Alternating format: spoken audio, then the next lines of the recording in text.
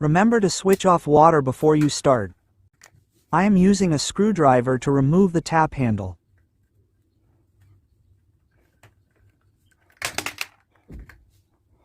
Now remove the cover plate and body cover. Take your time, sometimes it can take a while to get this cover off, without breaking it. Using a shifting spanner to remove the cartridge.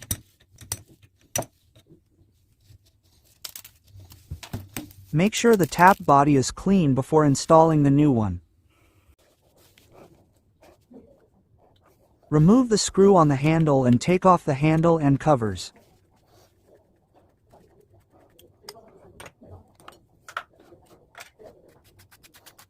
Turn the tap to an open position before installing it.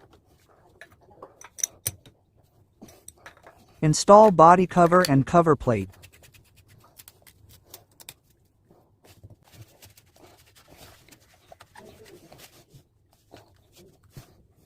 Install handle using screwdriver.